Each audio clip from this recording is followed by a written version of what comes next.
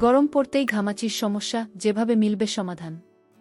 সাধারণত গ্রীষ্মকালে আবহাওয়া সবসময় আর্দ্রতা থাকে, আর বাইরের পরিবেশও থাকে উত্তপ্ত।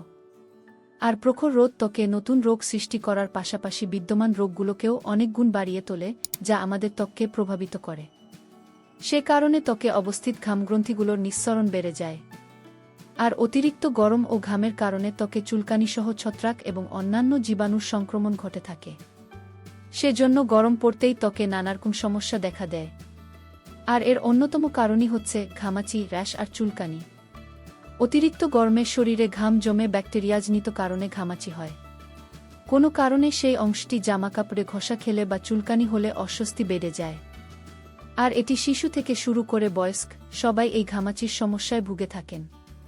আর গরমকালে ঘামাচি বা প্রিকলি হিট একটি অত্যন্ত সাধারণ সমস্যা, যা মূলত অতিরিক্ত ঘাম ও ত্বকের রোমকূপ বন্ধ হয়ে যাওয়ার কারণে ঘটে থাকে। যখন ঘাম শরীরের বাইরে বের হতে পারে না, তখন তা ত্বকের নিচে জমা হয়ে লালচে ফুসকুড়ি ও চুলকানির সৃষ্টি করে।